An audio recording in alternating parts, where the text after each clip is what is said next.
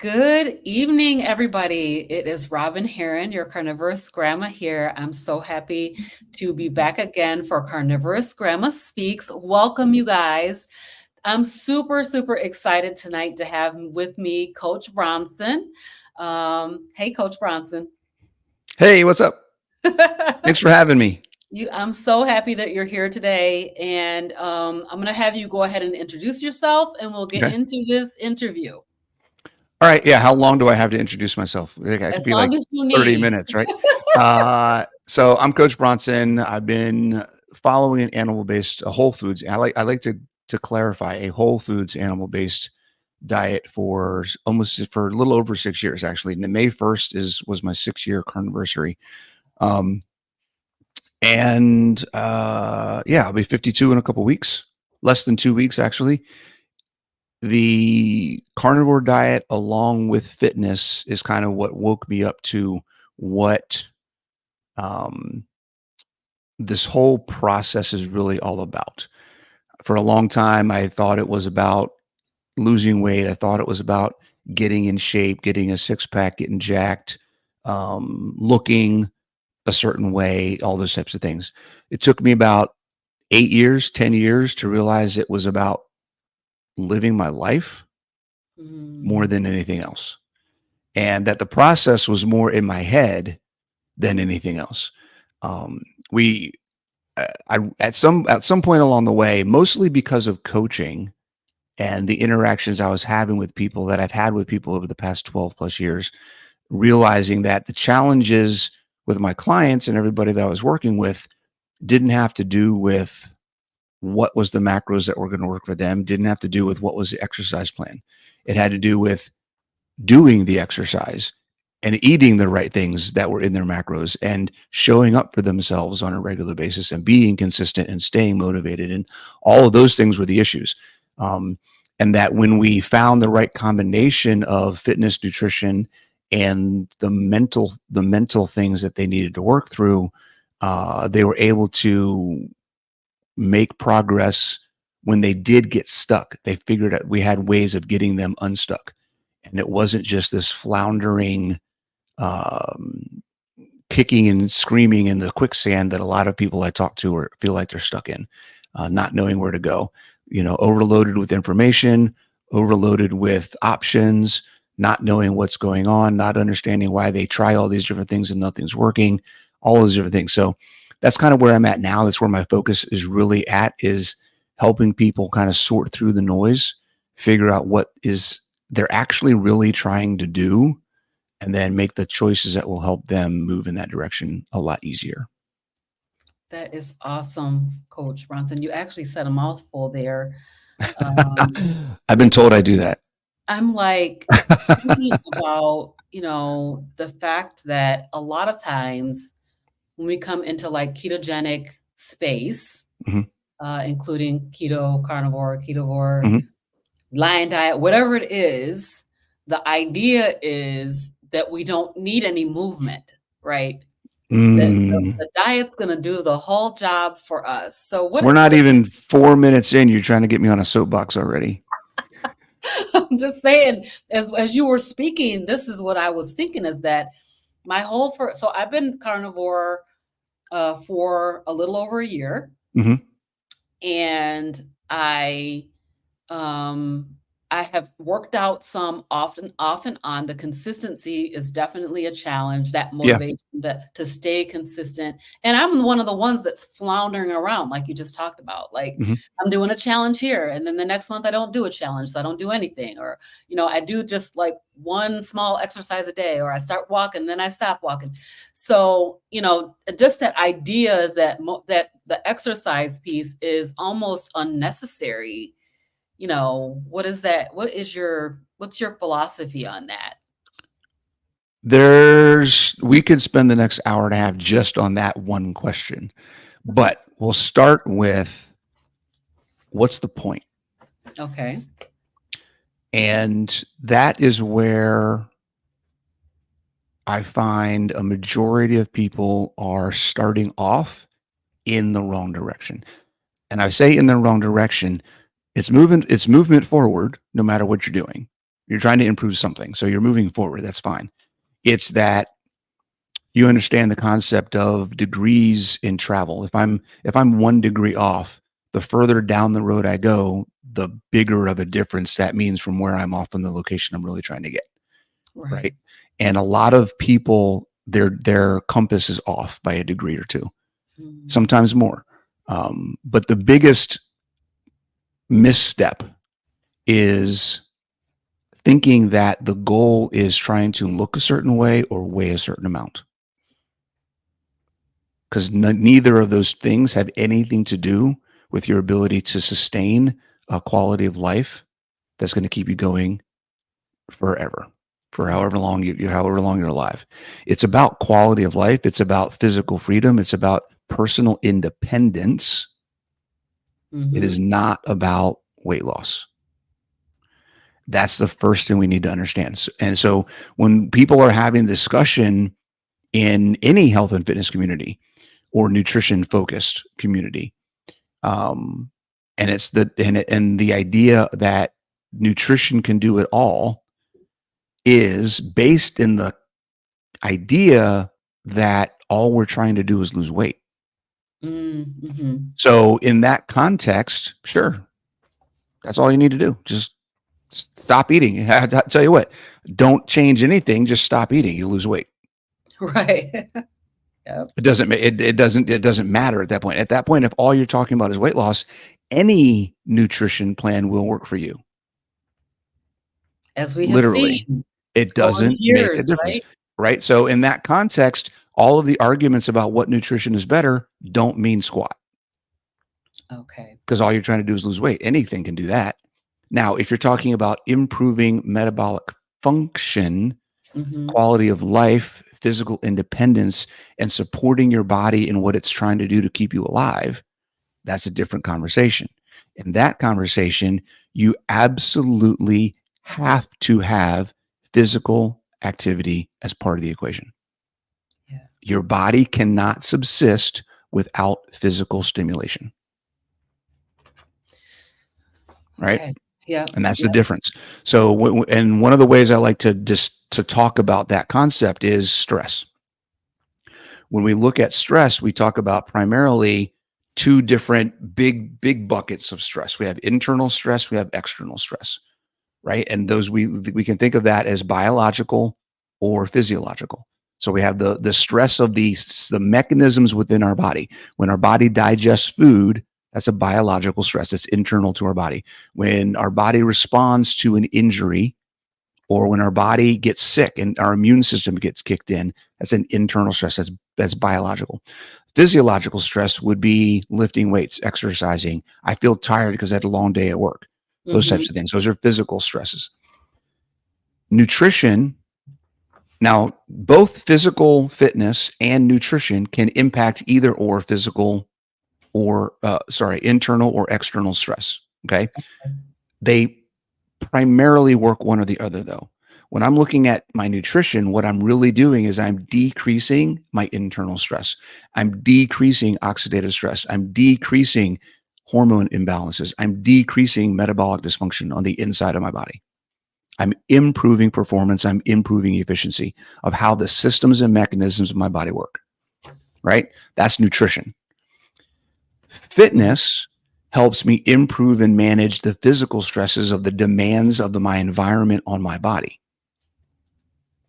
So the things that I have to do physically to exist in the physical space that I occupy on a regular basis, I need fitness to maintain that. I need to be good at activities of daily living. I need to have the strength to get through the day and endurance to get through the day. I need to be able to move about my environment without getting hurt. All of those different things come into play. So I can do all the things from a body composition perspective, just worry about losing fat. That doesn't going to help anything at all on the physical stress, the external stress side of the equation. So when it comes to quality of life, nutrition and fitness are 50-50. You need both 100%. Okay. So nutrition and fitness. So you've mentioned a term here. I just want to make sure that we clarify this term for everyone. When you talk about activities of daily living and being able to do activities of daily living, can you just talk a little bit about that and what does that mean? Yeah, that's basically I think there's actually some established standards of what those are. I don't have them on the top of my head, but basically, when as we get older, there's certain basic things, right? You should be able to take a shower by yourself. You should be able to go to the bathroom by yourself. You should be able to get yourself dressed. You should be able to walk up and down stairs by yourself. There's certain things that everybody should be able to do at like the bare minimum of daily activity Yep. that um, basically are the like evaluation standard to determine whether you need to live in assisted care or not. Gotcha. Okay. Right. So if you can't do these things, then you can't live by yourself. Yep. That is the minimum bar, the minimum level of physical ability that determines whether you can be an independent adult or not. Gotcha. And there are millions of people that don't reach that bar. Yes, absolutely. 100%. And you're saying that basically when we don't do anything physical fitness wise, we're not maintaining or managing our ability to be able to do basic activities, Yeah. right? Yeah. Mm. And it's not just, everyone has to start somewhere, but understanding that there are for someone who's not doing anything, it may be just get up off the couch and walk up and down the stairs a couple times a day Mhm. until that becomes so easy you're looking for something else to do, right? Right. That may be it. The bar, wherever you are is where the bar starts. That's where your level starts and you figure out from there. My number one recommendation for people just getting started is if you have something that's physically challenging or limiting you in your daily life, do that thing until it becomes easy. That's your fitness. That's your fitness. That your intention is to make things in my life easier. So if it's hard for me to get up and down off the floor, then I'm going to practice getting up and down off the floor That's me. Aw. until it gets easy. That's the things that are hard, our body, here's the thing. Here's how this works. Our body adapts to the things that we ask it to do Mhm. and the things we don't ask it to do. Okay, yep. So if I never ask my body to get up and down off the floor, guess what it's going to stop worrying about? Yeah, getting up and down off the floor. Right. So if I want to be able to get up and down off the floor, then I need to practice getting up and down off the floor. As long as I practice that skill, I'll never lose it. Gotcha. Right. So if that's the thing, then just keep practice doing that. That may mean you sit down on a couch and you slide off your couch. So you plop on the floor, then you turn over and you elbows up on the couch and do whatever you got to do to get back up. Yeah. At some point in time, that will become easy. Then you can figure out how to do it just by getting on your knees and using one hand on the couch. And then that's going to get easy. And then you can do it with no support at all. And you just can get up and lunge and stand up. Right. So Yeah. wherever you're at, figure out what you can do to make that easier. That's your fitness. As long as you're doing it with intention, then you're going to see progress. Gotcha. So I'm going to go right to my question then, Shoot. because I have this knee, Okay. this bone on bone arthritis Mhm. in my knee.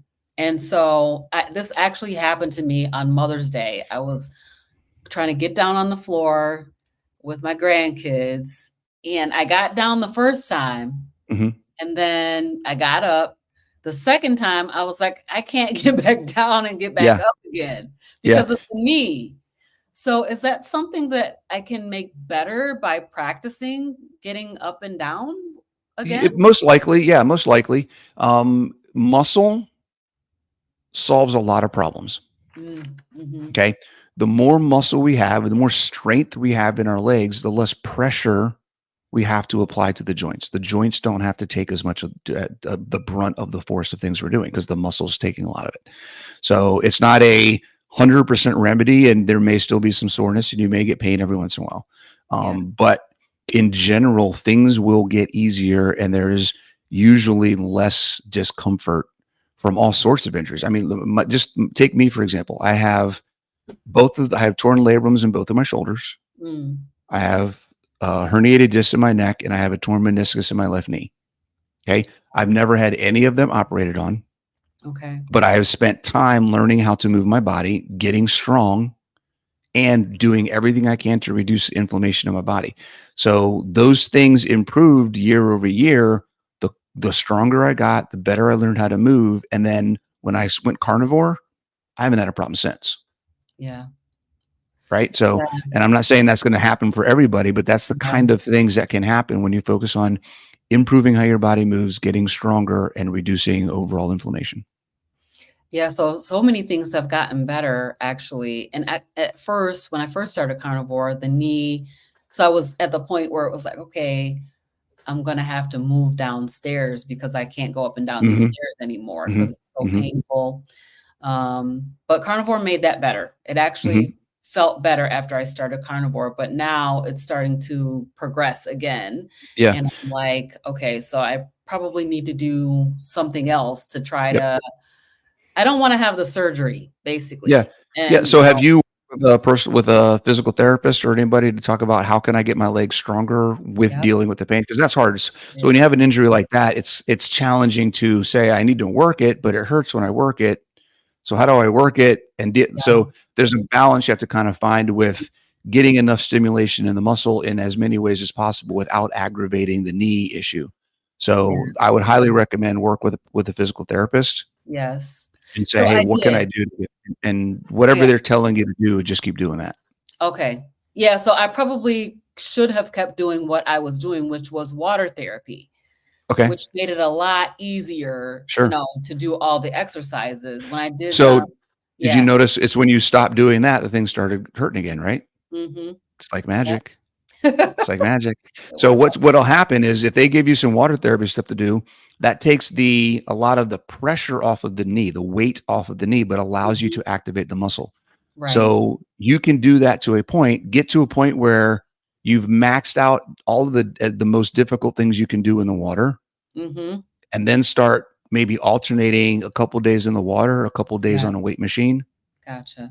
Yeah, something like that, and see what kind of things and then kind of work into where maybe the water, you do it every once in a while to get some work in without aggravating the knee, but you're really getting to where you can really start upping the weight that you're moving and getting your legs really strong yeah, with your body weight on the ground or a weight machine or something like that.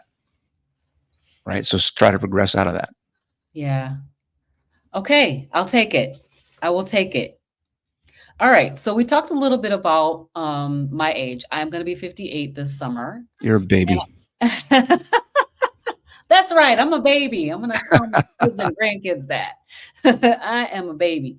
So, I'm a woman in my late 50s. Yep. From a nutritional perspective, I'm doing a carnivore type way of eating, but what are the considerations that I should have from a nutritional perspective to maintain, an active, healthy lifestyle, um, going forward as I'm getting Yeah. older? So this question, I think probably a lot of the questions that I get from women over 40, all of my clients are women over 40, just so you know. Okay. These are questions I get all the time. And my normal answers are the requirements that you need. And I'm saying this kind of tongue in cheek because I do know there are some differences, but it's really not that different. Aren't any different than when you were 20. Okay. The amounts may be different. Where you're at now versus where you were then, what you need now versus what you needed then may be different because you're at a different point in your life. You have different experience and different exposures and all sorts of different requirements now. But in general, we need micronutrients just like we always have. We need macronutrients just like we always have. It's just a matter of getting enough of them to support how our body works. Mhm. Um, and understanding again that we're not eating to maintain weight. We're eating to maintain function. Yeah. There's a big difference. So the questions that we ask when it comes to what nutrition do I need should be, what nutrition does my body need to work its best? That's the end of the sentence. Not what nutrition do I need because I'm 40 or over or 60. Not what nutrition do I need because of to lose weight, any of that kind of stuff. Okay. So when we talk about metabolism, we're talking about function, and we'll probably talk about this as we get into some other stuff I know you want to ask. Yep. Just remember, metabolism is not burning. Metabolism is function. I've been on the wrong track. I mean, Okay. I feel like so many of us probably are, right? Mhm. We think about food and nutrition Yes. and metabolism. It Yes. it usually always, I mean, certainly I've had a bit of a paradigm shift since I've gone to this. I watched Dr. Ken Berry go to carnivore, right? Mhm. And my mindset changed about it, but definitely it's always been about, you know, weight for one thing, and then, of course, all the other amazing benefits that you get, health benefits, like, cleared up my eczema, takes Yeah. care of some kind of anxiety, takes care of depression, takes care of IBS, all of those kinds of things. But when you're talking about function, Well, here's the thing. Why do all those things get better? okay, tell Because you're me. improving function. Okay, yeah. All of The way those your things are body systems. functions All of those instantly. things are systems of function. So our body is made up of systems, Yep. and nutrition is one way to improve the efficiency and operation of some of those systems. Okay. Okay. Physical Yes. fitness is another way. Yep. That's why we need both. And metabolism, the definition of our biological metabolism is all of the chemical reactions that happen in our body to keep us alive. That is Okay. not, there's nothing in our metabolism that is, how does our body burn fuel? That is not metabolism. That is a portion of the entire picture of metabolic function. Metabolism is your hormones, right? Your hormones is your endocrine system. It's your immune system. It's your digestive system. It's your cardiovascular system. It's your musculoskeletal system, right? All of the systems in our body are our metabolism. So the fuel that I burn is a small portion of metabolic function because I need fuel to make all these systems work. But I need protein to make enzymes to enable chemical reactions to make these systems work. I need protein and I need fat to make hormones to manage when some of these systems should be activated or deactivated. I need electrolytes and minerals to allow the messaging in my central nervous system get to all the different parts of my body and systems to make them do what they need to do. Like all of these things are about action and activity and interaction and integration and function. That is metabolism. So when we understand that it's not about if I eat this, I'll lose weight. If I don't eat this, I'll gain, or I'll lose weight. If I do eat this, I'll gain weight. It's not about any of that, Hmm. right? Yeah. I was actually listening. I was reading an article um, the other day, and it something that never really occurred. I've been doing this for a long time. Something that never occurred to me before. I was reading uh, about a study that was done on mice in a ketogenic diet, and that this was a study that was um, being done to test to see what the longevity impact of the ketogenic diet was. Right, so they put all these mice on a ketogenic diet. All the mice died. Hmm. Right, and like, oh my God, keto's bad. It's going to kill you. Yep. Well, when you look at the study, they were there. The fat that they used on this diet was all seed oils. Oh my God. Yeah. So but it got me thinking. Like, wait a second. We're so stuck on these diets and things and labels that we have. The quality and the source makes a difference. Yes. Keto you can be keto on seed oils and get none of the benefits of the ketogenic diet. So is it keto or is it the choices of the food that you're making? Right. Right. So just something to think. That kind of made me go, hold on a second. I got to think about this for a second. How do I explain this Right. to people? So yeah, so that's metabolism. So when we talk about that, um, the things that we need to do for nutrition, there's Mhm. three main things that we need to focus on. Okay. All of that, like that was a big lead up to the answer to actually answering your question. Right. There's three main things we need. We need nutrient density.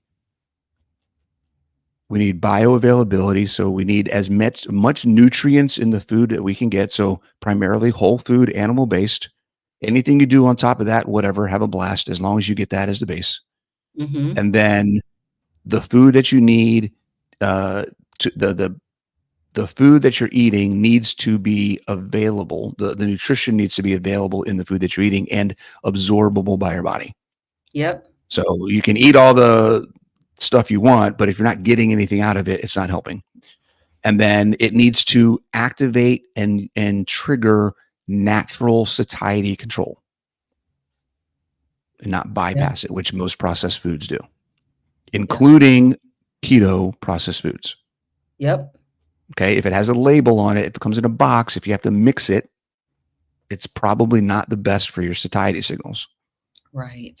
So, nutrient density, bioavailability, and satiety. If you can cover those, if you can look at your food options and say, I'm picking the highest I can in these three things, you're probably making the best choice of the options available to you. Okay. Awesome. I just want to make sure that I cover anything, questions that I had as you were speaking. Oh my gosh. All right. So you said protein and fat, electrolytes, and minerals. Mhm. One thing that you did not mention was carbohydrates. Yeah. I Just mean, they're, put that out there for a second. yeah, yeah. I mean, they're there. If you want to have them, go for it. Nobody's saying you can't. It's all Okay. about, is it working for you or not? And it's not even carbs, right? Carbs are, because here's the thing. Yes, fiber is a carb. Vegetables are technically carbs, plant-based. We use all these words so interchangeably Mhm. that we start to lose the definitions of them, and I think the definitions are important. Um, Plants in your diet don't necessarily mean eating plants in your diet isn't necessarily a bad thing. Okay. It's up to you. I don't care what doctor comes on and says plants are trying to kill you. Okay, it doesn't make a What difference. you're talking about. Right? Because I can't. So look, I might have some strawberries and be like, "Hey, these were great, awesome, no big Mhm. deal." Okay. Okay, I haven't had a problem. I haven't had a problem with strawberries, so I'm going to eat a strawberry once in a while. Does it help me? Here's the question: does it help me get to where I'm trying to go?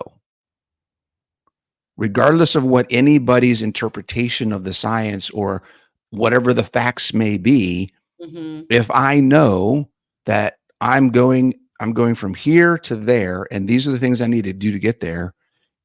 Does having a strawberry or a bowl of strawberries once a week keep me from getting there, help me from getting there, or is it neutral?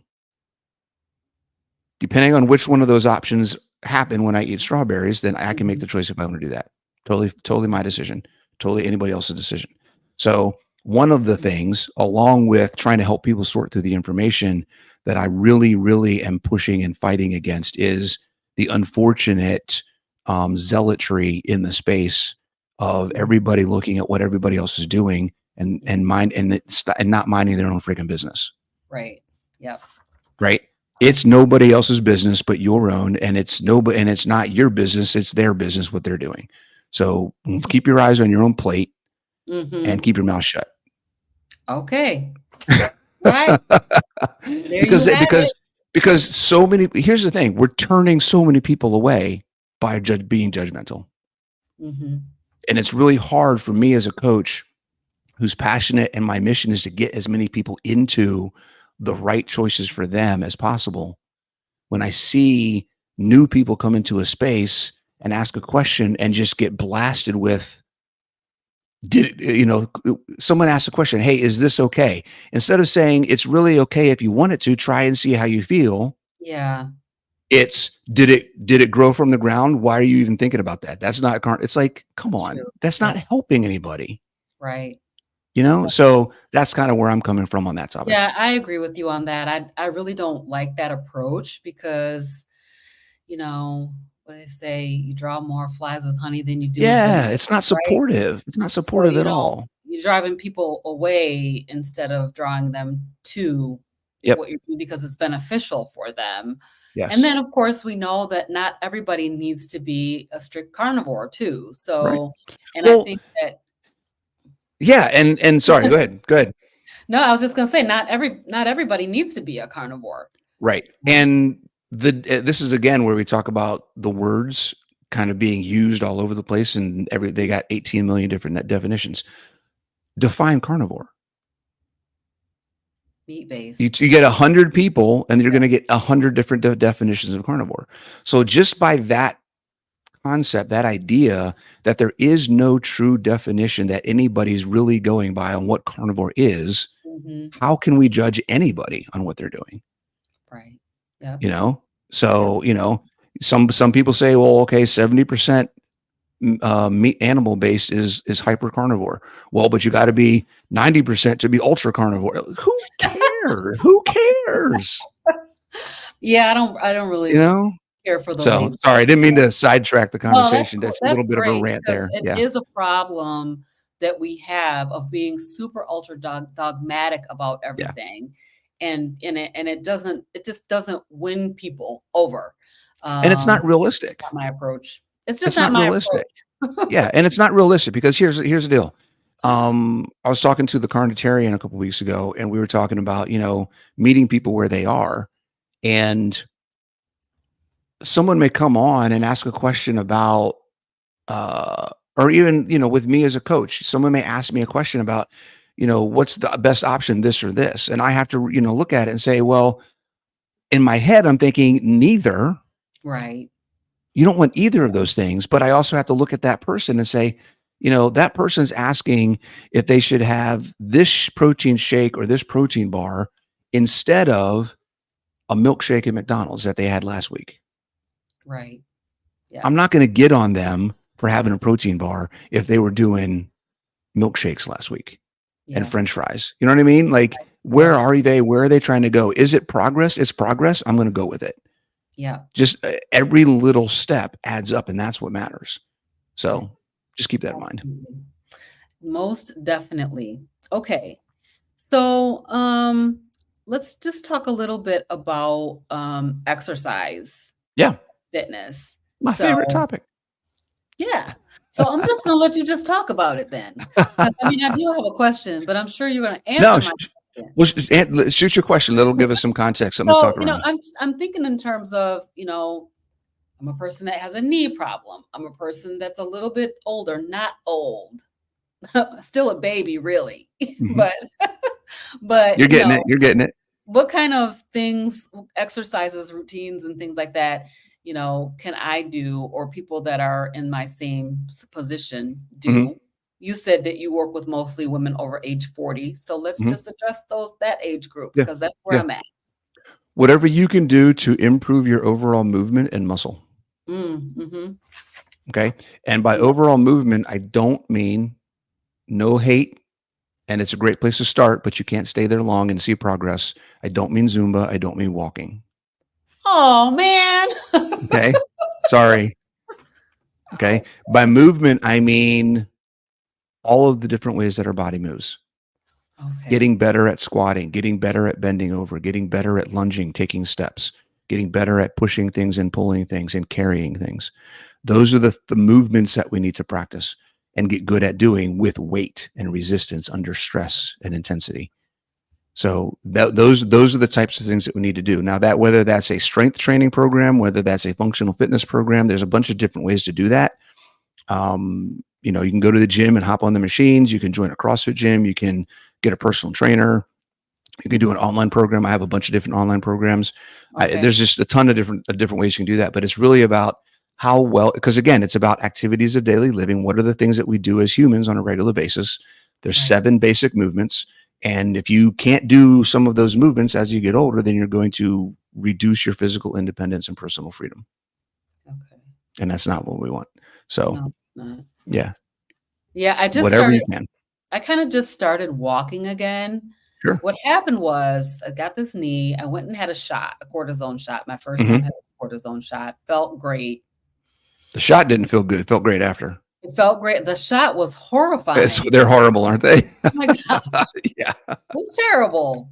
And Yeah. then they're like wiggling it around. Oh It's my like the god. worst pain I think I've ever had was getting a cortisone shot.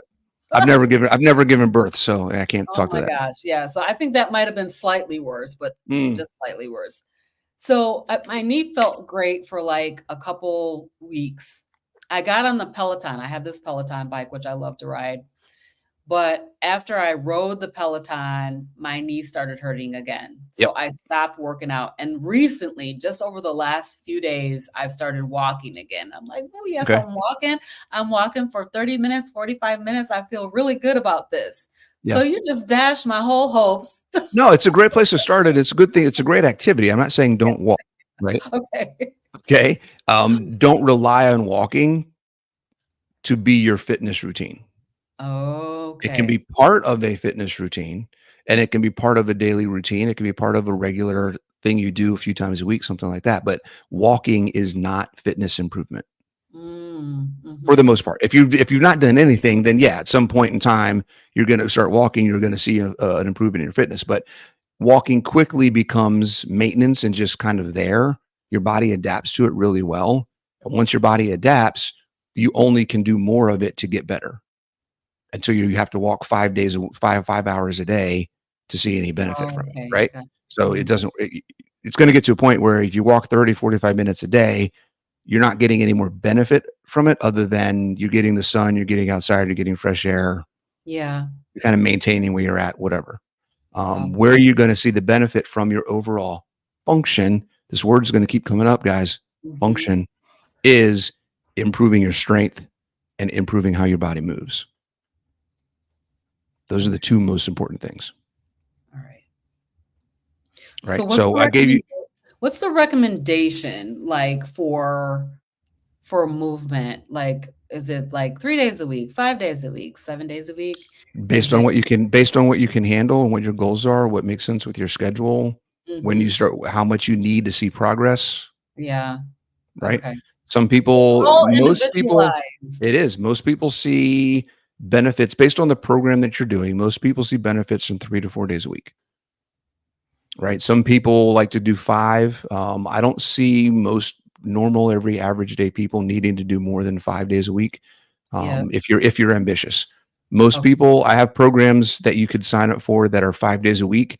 I don't expect anyone to actually do 5 days a week. Usually it's three Mhm. to four out of those. Even if they have a 5 week plan, it's usually 3 or 4 that they actually do.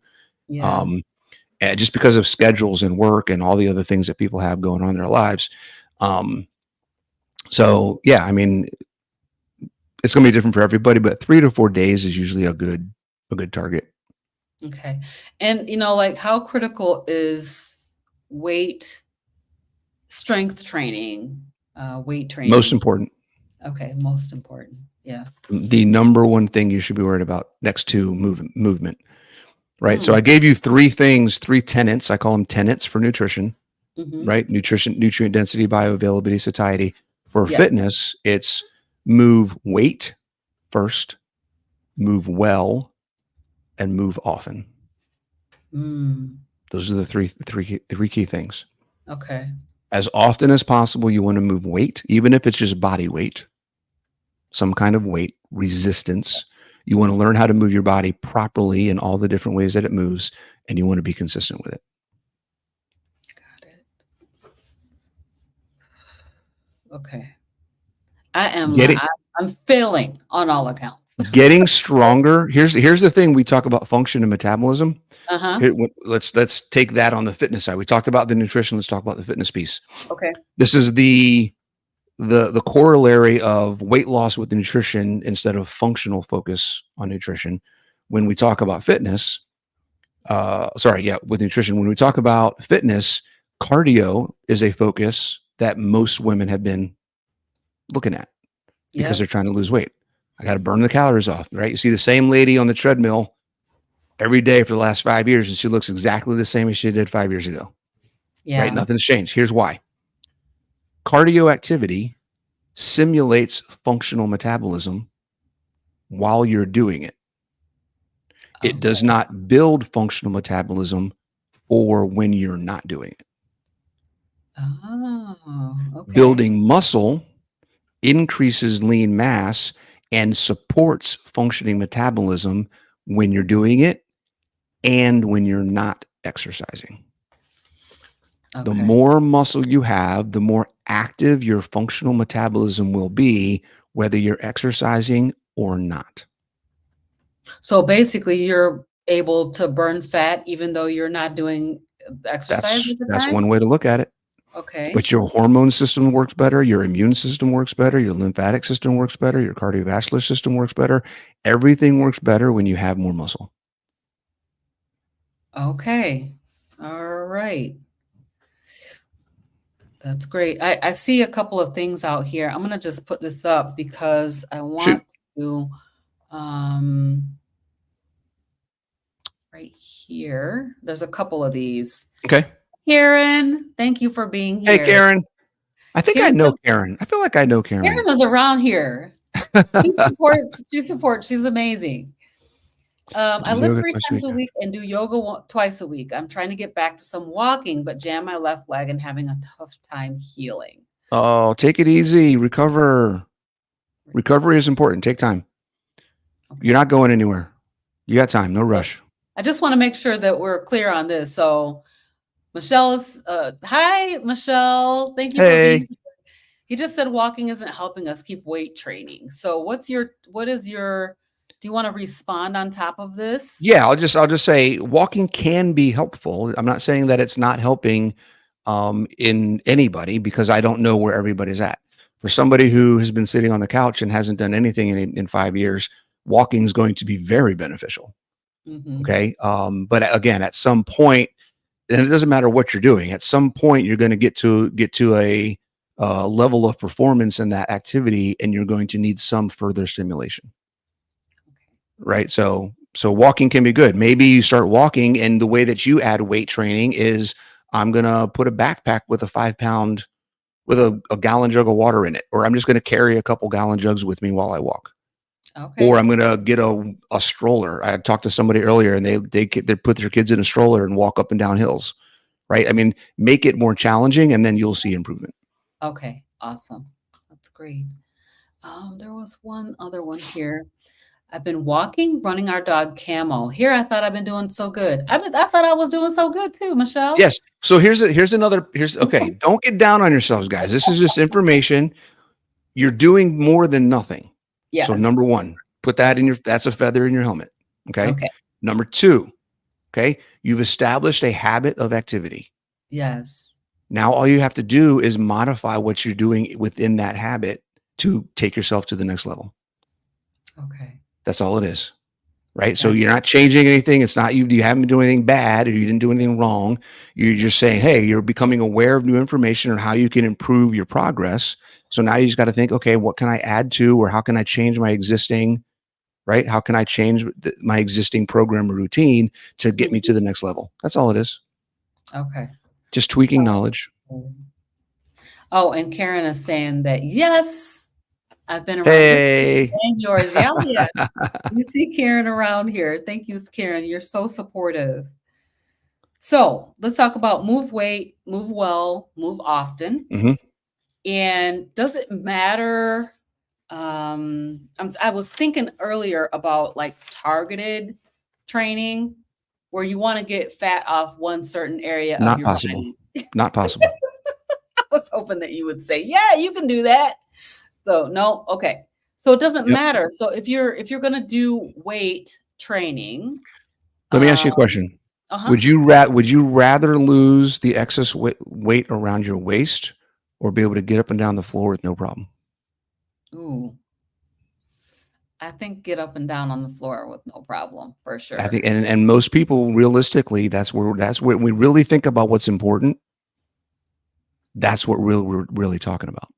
Yes. So the weight loss stuff is irrelevant. Okay, so weight loss doesn't matter. But what I'm thinking about is in terms of like strength training. Mm-hmm. You need to strength train on all the different parts of your body on different days, or so how you do that is going to be, there are millions of different ways to put those programs together. Mm-hmm. If you look at it initially as the movements, and let's go over the movements. Okay, write these down. So squatting movements, hinging movements or bending over, lunging movements or stepping movements. We got squatting, hinging, lunging, pushing things, pulling things, carrying things, and twisting our body, or resisting forces that want to twist our body. So if something's trying to twist you, not letting your body twist, right? So those are the 7 basic movements. if you focus on doing those types of exercises that make you do those 7 things, and you start getting good at just those movements, even with no weight, just your body weight, Mm-hmm. right? I have a beginner program that is basically doing those movements from a chair, Okay. right? As a beginner. I had never done anything before. I have no idea what I'm doing. Okay, here's these 7 movements. Let's do these from a chair and figure out how we can get you to the next level where you can not use a chair. And then maybe we can add some weight and we can do some other things, right? So, Okay. and when you get to a point where you can do those movements are the over umbrella of activity that will activate all the muscles required to make those movements happen. So you're not focusing on the muscles, you're focusing on the movement, but you're getting all the muscles. Gotcha. Right. Mhm. And this is the cool thing. And this is what my book is about. This is what my whole message is about right now is if we can start focusing on the big things that we can move easily, or another way to put it, the low hanging fruit at the high level of concepts, then the little stuff gets taken care of without us even thinking about it. Right. Right. If I can think, what can I do to support my metabolism? Get as much nutrition as possible, make it bioavailable, Mm-hmm. and trigger my satiety, move weight, move well, move often. If I can do those 6 things, anytime I'm looking at what options I have in front of me for the day, and I say yes, yes, yes to those 6 things, then I know automatically I'm going to increase my muscle density. My mitochondrial health is going to improve. My mitochondrial density is going to improve. My autophagy is going to improve. My sleep's going to improve. My inflammation is going to reduce. I'm going to have lower blood pressure. Like we know all that because those are all the results of doing those things. If Right. I support my function, all the little crap that everybody's focused on in the scientific mechanism level Mm-hmm. becomes irrelevant because it has to happen if I'm doing these big things. Right. So very interestingly that you are talking about things like autophagy, mitochondrial health, Mhm. and stuff like that, which I thought was primarily impacted by nutrition. No. So, Oh, no. Absolutely all not. right, interesting. No. No. Exercise Mhm. is I would argue, I almost now you're getting me thinking, I would almost want to debate a nutritionist, although I am a nutritionist. So I can debate myself. I would argue that exercise is more impactful on mitochondrial health than nutrition. Mm. I actually even have a section specifically focused on fasting that break in my new book that's coming out in September. I have a whole section of a chapter that breaks down the comparison of the impact of fasting on metabolic health and compared to exercise. Oh my gosh. I Right. can't wait for the book. I can't And we're gonna talk about the book yeah, at and the I'll end. just give you a little spoiler. Exercise wins. Um, Oh my gosh, that's crazy. so What? yeah, it's the Okay. exercise. I'll just basically say it. Exercise does everything fasting does and more Oh, for wow. autophagy and mitochondrial health. Very Because think interesting. about this. When I'm fasting, what am I doing? I'm basically not eating. Uh-huh. Okay. So explain to me how you can support all your metabolic function without giving it nutrition, Hmm. Oh, interesting, yeah. right? You might be improving mitochondrial function at the lowest level of the chain of events. Mhm. But if you're improving mitochondrial function at one level of energy expenditure and the ability to expend energy in a weight loss attempt, again, when we focus on weight loss, it sets us on the wrong angle. If I'm focusing on metabolic function, I need nutrition because I'm not worried about my mitochondria. I'm worried about is my immune system functioning? Am I making enzymes? Are my hormones working properly? Do I have enough T3 and T4? Do I have enough of these things? Right. So when we think about function, it's a whole different conversation. When we think about function, if exercise does all the same things as fasting, and I don't have to starve myself, and I'm improving my strength and my endurance and my movement and my reduction of risk of injury and recovery from hospital or sickness, right? There's a whole bunch of other practical benefits that come from exercising that autophagy can't touch, or that fasting can't touch. Wow. Right. So again, we bring things up to that level. What are the basic things we should be doing without Mhm. getting bogged down in all the biological crap? Okay. Thank you for answering that question. I want to talk a little bit. So here, Michelle is saying it's hard. I'm a housekeeper and fasting slows me for sure. Yeah. Do we need to be fasting? You don't need to. I see people end up doing some sort of intermittent fasting naturally if they're Right. eating enough food on their like most of the people I work with end up doing 2 to 3 meals a day in about 8 or 9 hours a Yeah. day, and that's Mhm. just kind of where they naturally fall based on their Right. schedule, what they're eating, that kind of stuff. I don't I don't think I've had one client in the last 2 years that I've recommended some sort of fasting just to help them break a stall. Yeah. But for the most part, it's not something that I regularly recommend Okay. on purpose. If it happens by accident, great. If it's on purpose, I don't. You got more important things to worry about. So we have a question here. I'm going to go Yeah. ahead and bring this question up. This is Michelle again. Hey. Yep. Says she's 50, trying low carb at the moment to a keto lifestyle gradually. I've been yo-yoing keto for 4 years. I have IBS and I'm a diabetic type 2 to low blood sugar. Top 2 changes you would suggest to start today. Top 2. I don't know anything about you, Michelle. I mean, if you're not exercising and doing everything you can to build muscle, that would be one of the things I would say to do. Um, the second thing is if you are, I'm honestly, you said you've been yo-yoing, going back and forth, right? Being consistent with whatever you decide to do, it would probably be the next thing. Yeah. Right. So, you can't see if anything's working if you're not consistent with it first. And then hopefully you're tracking what you're doing and you have some specific changes you're looking for, improvements you're looking for. And then after 8 weeks, 12 weeks of you doing something consistently, you can go back and say, okay, here's what I did. Here's the progress I did or didn't see. Here's the changes I did or didn't see. Let me tweak this. Let me change that. Let me take 1 or 2 little things I want to tweak and then do it again. Okay. So the biggest trap we fall in is we try something for 4 weeks. It doesn't work. We try something else. 8 weeks, guys, 12 8. weeks. Okay, 8 to 12 weeks. Right. At the soonest, I would say 6 weeks. If you already have shown consistent performance and you know what you're doing a little bit, but Mhm. usually 8 weeks and sometimes longer of consistent, right? If you're not 100% doing it for those 8 weeks, is it really 8 weeks that you're tracking?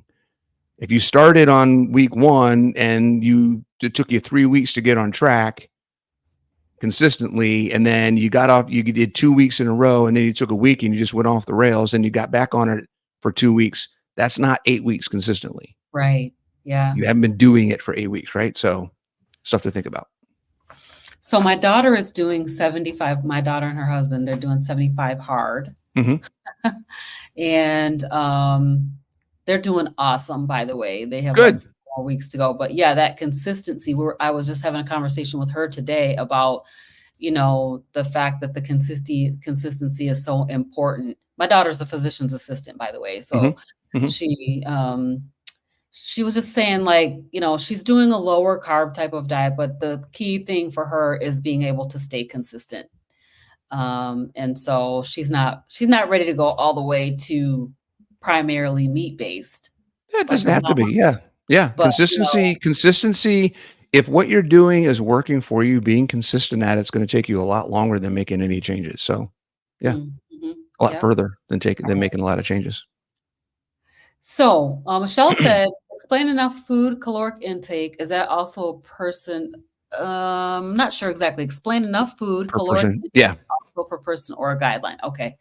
Okay. You guys are getting me on all the soapboxes today. All right. So another paradigm that we're going to talk about is calories. We already talked about metabolic function. Mhm. And if we're talking about metabolic function and we're not talking about metabolism being about fuel, then we have to stop talking about calories. Mm. Okay. Calories are pointless as a construct. Okay. And here's what I mean by that. I'm not saying that food intake or quantity of food is pointless. But I'm saying using calories as the basis for determining how much food you need is pointless. Okay. Okay. Mhm. Intake, overall intake absolutely matters. Okay. Calories is imprecise, complicated, and doesn't actually tell us anything because we can't actually use calories or eat calories. We don't eat calories. Calories are not a thing that we can eat. What I eat in my food every day is nutrition. I eat protein, fat, carbs, calcium, vitamin D, vitamin K, vitamin Mhm. A, right? Salt, sodium, potassium, magnesium. That's what I'm eating. Those are the things, the material that my body actually can utilize. Right. Okay. My body can't use calories. I don't eat calories. I haven't used calories in years in my program. Everybody Mm. loves it because it's so much easier. Right. Right. I just worry about how much you're actually eating. How much protein are you getting every day? How much fat are you getting every day? Are you getting the nutrition from whole food sources? If you're doing those things, then it's a lot easier to manage the process. Okay. So here's how we do that. Recommended starting point for most people that I work with is, Mhm. and I want to make sure we understand two things I said there. Recommended. It's not a rule. It's not a guideline. You can come up with whatever else you want to do, however you want to do it. Okay. I just do this because I think it's easier for people to understand and start. And starting. This will change. Whatever you do from what I say in the next 5 minutes, you're going to change at some point down the road if you are willing to experiment and find out what works best for you. Okay. That is starting point. 1 gram of protein and 1 gram of fuel macros, fat or carbs combined. Okay. So when we talk about macros, I don't count protein as a fuel. I count protein as functional macro Mhm. and carbs and fat as a fuel macro. Okay. Okay. And we'll explain why that matters in a second. So 1 gram of protein or 1 gram combined of fat and carbs to 1 gram of lean mass. Okay. If you don't know your lean mass, just go off your goal weight. And Okay. you can get your lean mass by doing if you know your body fat percentage, you can go to a body composition calculator or get on a body composition scale like an InBody at home scale or a DEXA or something like that, or just a Mhm. cheap Renfo that gives you all that information off of Amazon. Right. So 1 gram of protein and 1 gram of fat or carbs combined to 1 gram of lean mass. So that means if you weigh 200 pounds and you have 25% body fat, that means you have 150 pounds of lean mass. Right? Lean mass is everything on your body that's not fat. Mhm. Okay. So that means your target starting macros will be 150 protein, 150 grams of protein. Okay. And that is the amount of protein in the food you're eating, not 150 grams of hamburger. That's Okay. nothing. I get that question all the time. I'm not talking about weighing the food and it's the amount of food, it's the amount of protein Mhm. in the food. Okay. Yep. So 150 grams of protein and 150 grams of fat and carbs combined. If you're doing a carnivore diet and you're keeping your carbs to under 10 grams of carbs, that means you got 140 grams of fat to work with. Right? If you're doing low carb and you want to try to get 50 to 60 grams of carbs, then you got 190 to 100 grams of fat to deal with. Right? My Mhm. only recommendation and my only suggestion when it comes to the fuel macros and the fat and carb amount is to never go below 70 grams of fat Okay. a day, particularly for women. I don't like seeing anybody below 70 grams. Personally, I would prefer everybody to be most of my clients I would prefer to be at 100, but I know we have a lot of small women. There's a lot of women in the 100 to 115 pound range, and 70 grams is plenty for them. Um, Mhm. Making them eat 100, they may never see any changes. So 70 grams at the lowest.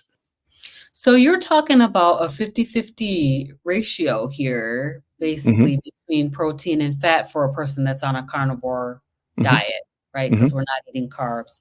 So 50-50. Hmm.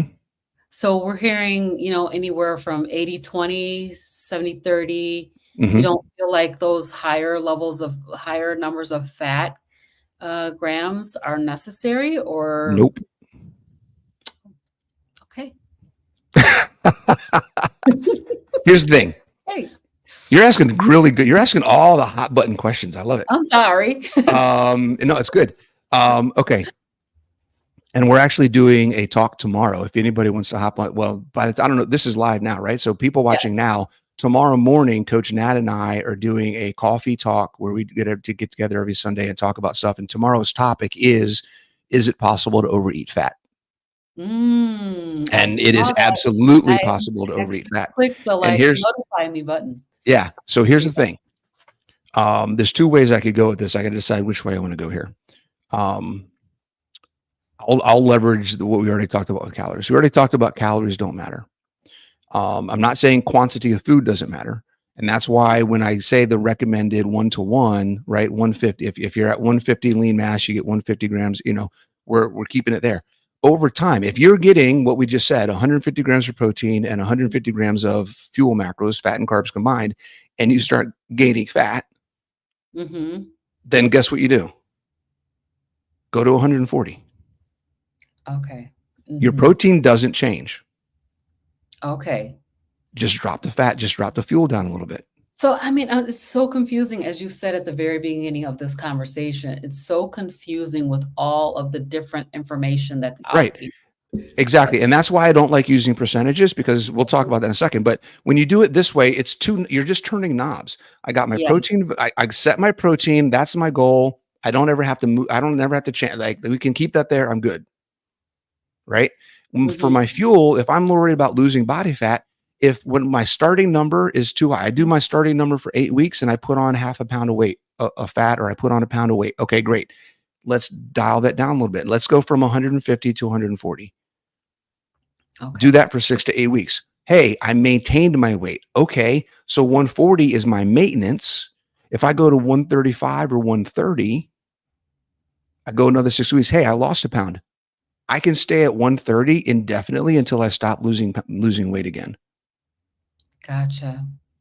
As long as I'm losing weight at 130, I can keep that up indefinitely. I never have to change anything or worry about anything else, right? And Mhm. the ratio of the fat and protein have absolutely nothing to do with each other. Okay, ratios. What are ratios based on? I don't know. Caloric intake. They're based on your daily calorie intake.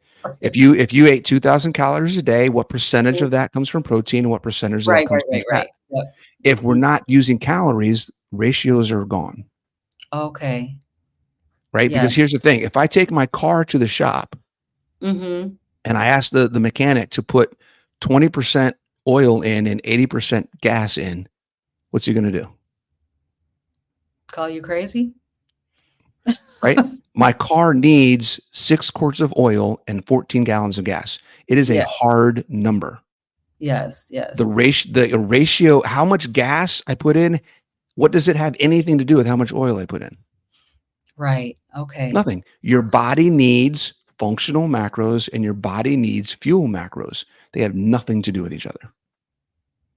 If I limit one based on the other one, I am always getting more than I need of one or less than I need of the other. Okay. Interesting. Ratios are messing everybody up. Yeah, that does, that I think so too. This is what, this is Sandra. Hi, Mhm. Sandra, Hey, welcome. Sandra. Makes sense. It does. It's messing us all up. Yep. That's for sure. So, Coach Bronson, we've been here for an hour and 4 minutes. I wanna Yeah. see You if you haven't even have asked me the big question. any. You had a big question. I wrote up notes for it and everything. Oh my gosh. So how much time do you have? Do you have a few I more got minutes? time. Let's do it. Okay, cool. Let's If your why people don't are you good, if everyone's good for listening, let's do it. tell me which one of my questions was the big question? We're gonna go The there next. menopause question. Yes. Okay. Let's talk about that. I'm not an expert, but I got a lot to say. Can you provide insights into how hormonal changes during menopause may affect metabolism and weight management and strategies to navigate these changes effectively? Yes, Yay. absolutely. Okay. So I'm glad we got the metabolism discussion out of the way first Mm-hmm. because that plays a lot into this. Um, I was literally a week ago, 2 weeks ago, having a conversation with Coach Nat because we talk about this again. Both of our clients are mostly women over 40, so this is a common thing that we talk about and work with. Um, and we were talking about menopause because she's going through some stuff now. She's evaluating whether she wants to get HRT or TRT because we think she's starting. Mm-hmm. And she's doing all this research, trying to find stuff out. And we were talking about some stuff that she's been looking into, and it kind of hit me as like, ancestrally, I don't think women had these questions about what to do with menopause because think about this. We're doing things a lot different in the modern age at a lot older than most women were alive back in the day, Yes. right? The roles have changed. We're working into our 50s and 60s. We're not sitting at home just taking care of the grandkids and cooking Right. dinner and doing that kind of stuff, right? Where the role is no longer the at-home, lower stress environment. Now I'm in my 40s and 50s and I'm dealing with teenage kids and going to soccer games and taking them to school and going to work and taking care of my parents and all the other different things that we got going on. Right. So our physical demands during menopause are exponentially more than what they were back in hundreds of years ago, right? Mm-hmm. Mm-hmm. So the things that we're trying to do to mitigate the symptoms and the things that I'm not going to say we, I say we by meaning women. Obviously, I'm not dealing with them, right? The things that we're dealing with are only going to get us to a point because this isn't a bad thing. This is a natural thing. Our bodies are doing something that's natural, right? The thing that's not natural is our current lifestyles, modern lifestyle. It doesn't fit. So Yeah. sometimes, and this was one of the things, the realizations that hit me in the HRT TRT discussion was I'm not usually a fan of talking about medical interventions, chemical, medicinal interventions for health issues. I like to be as natural as possible, as holistic as possible in pretty much most cases. I won't say all, but most cases. Thinking about this and having this conversation with her is like, the lifestyle that we're living now as a modern society is Mm-hmm. abnormal and unnatural compared to what our biological function of menopause is. To Right. me, that makes sense for why HRT or TRT, Mm-hmm. right? Because we need something extra. There's only so much we can do with natural stuff because we're not living a natural life. So that part of the conversation, that part of the realization kind of blew a whole nother level of understanding in the discussion. So I just want to open that up there and say, it's not bad. It's natural. Mm-hmm. The struggles and the challenges that I see women have when it comes to menopause have to do with what we've already talked about. They've been set off on the wrong degree. So they don't have the metabolic foundation to support the biggest hormonal change in their life. Yep. So they're working from a deficit. They're working from a hole.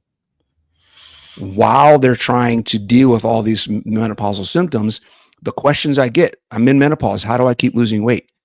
That's the wrong question. Right. I'm in menopause. How do I fix my metabolism so that my metabolism can support the change better? That's the right question, Interesting. right? Yeah. Yep. Focusing on improving function and rebuilding the metabolic foundation that will support the changes that you have coming or that you're currently dealing with, So it's the right? same answer then, is what I hear you Bingo.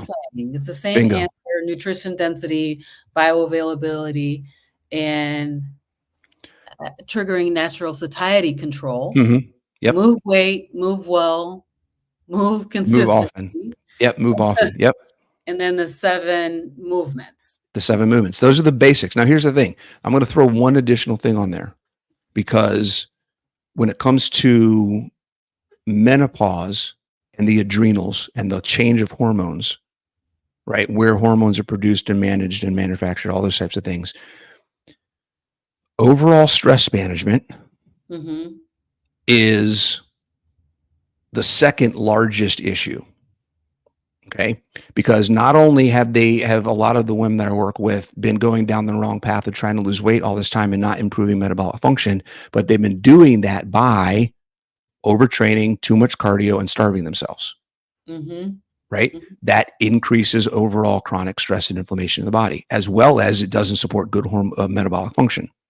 Okay. So when we talk about how can we decrease the stress load and improve hormone function, there's some things we need to do there.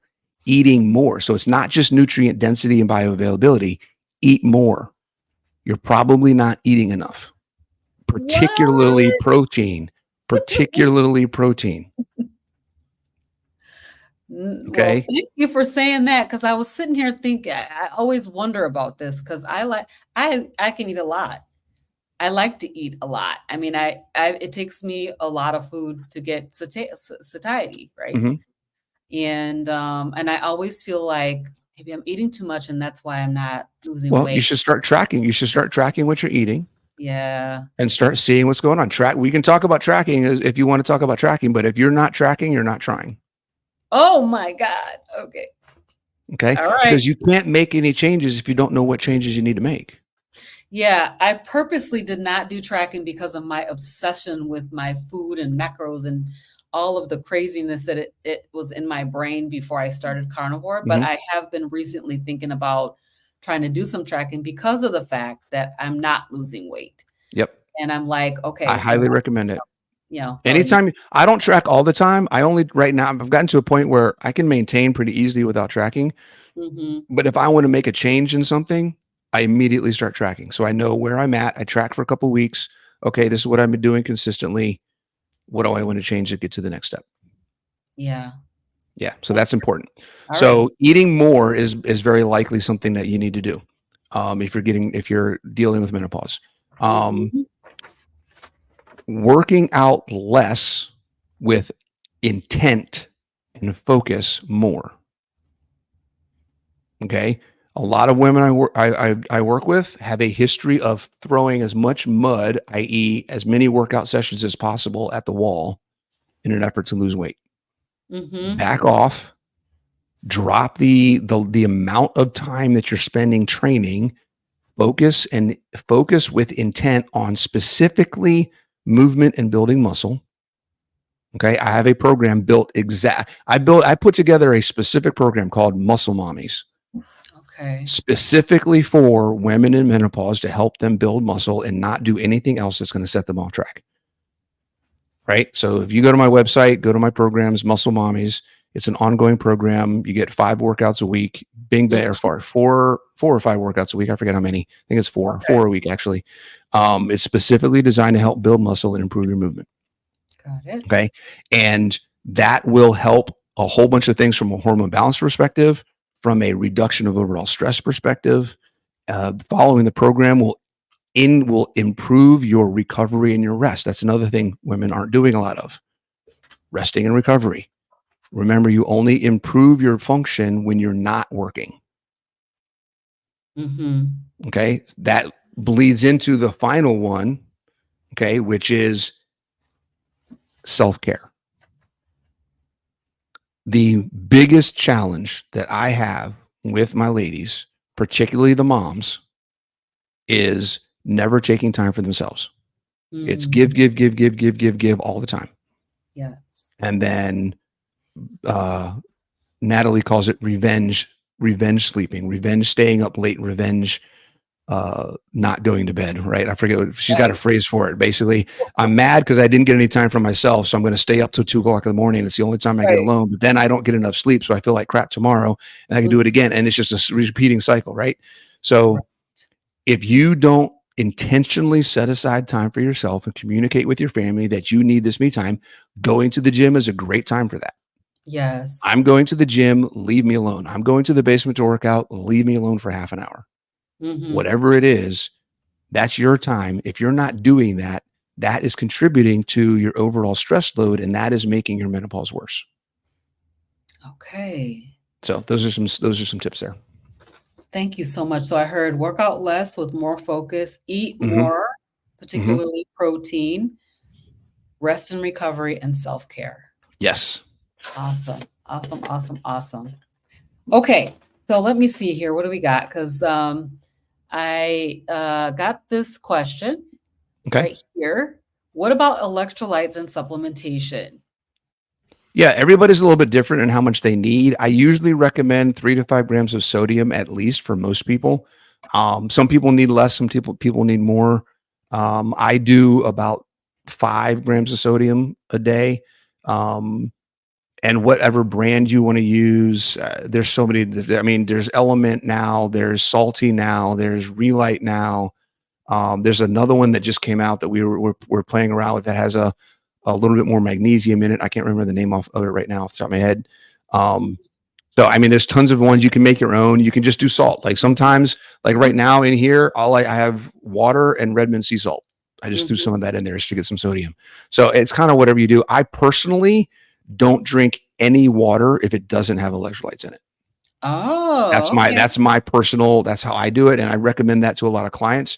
Not everyone needs to do that, but again, it's trial and error. Play with it. I find that for people that are having energy problems and feeling run down throughout the day, Hmm. it's usually because they're dehydrated and they don't have enough electrolytes. Wow. Yeah, I definitely agree with that. So, but I don't do the electrolytes in everything of water, but that sounds like a great idea, Yeah. actually. And you can Yeah. play around with it. If you do too much, you'll notice that you're peeing all the time. So then you need to back off a little bit. But playing around and trying to figure out what makes the most sense is, again, that's how we do everything. Just understanding what we're doing and why we're doing it. Do it with intention and understanding. Don't do it just because Coach Bronson said to do it.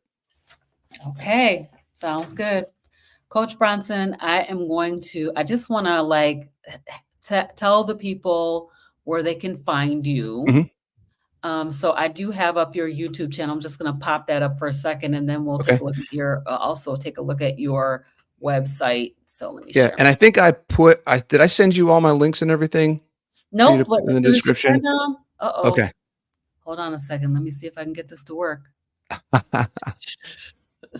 Pretty much, if you just go to the Googles and type in Coach Bronson, most of my stuff should pop up. There's my YouTube channel. It's Yeah. at Coach.Bronson on YouTube. Mm-hmm. Um, and my website is CoachBronson.com. My Instagram is Coach.Bronson. Okay. And I got a book coming out, Body Confident, comes out in September. Pre-orders are available now on Kindle and hardcover. Mm-hmm. Unfortunately, paperback pre-orders aren't available until the book goes live in September. But I it's going to be can't a wait blast. for the It's going to be a book. good book. I'm excited. Dr. Ovadia. Yes. He wrote the foreword for the book. Oh my gosh. It's going to be a blast. I cannot wait to meet. Here's Coach Bronson's website.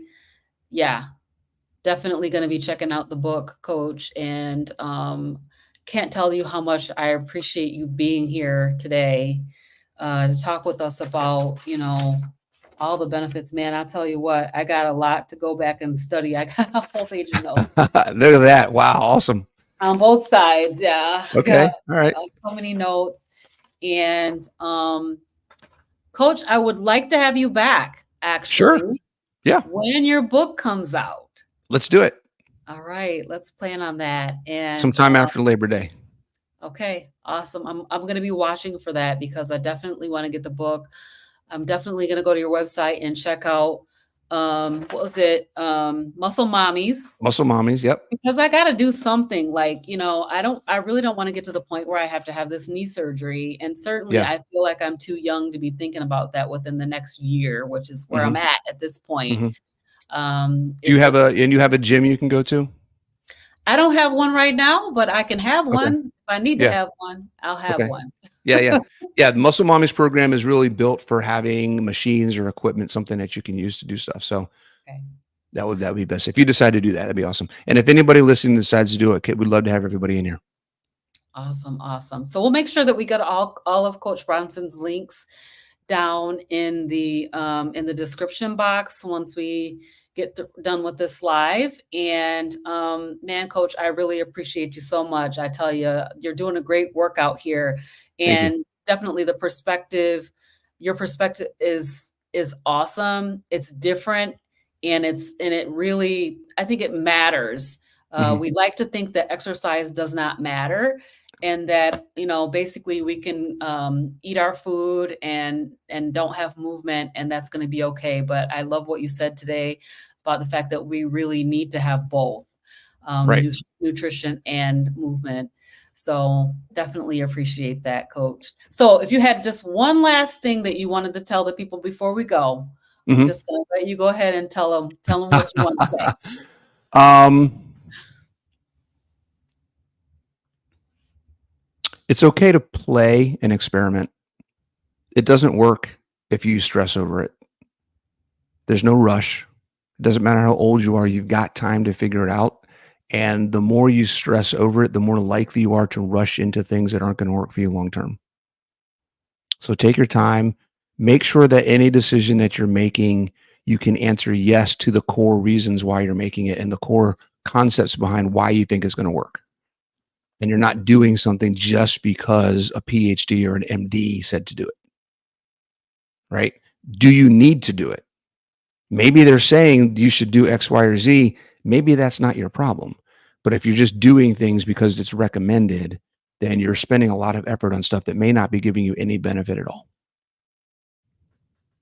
So that's all. Awesome. Awesome. Thank you so much, Coach Bronson. All right, you guys, we are going to wrap it up. Thank you for being here tonight. If you're watching live or on the replay, make sure that you like, share, and subscribe to my channel. And we will definitely, we will see you guys next time. All right. Bye, everybody.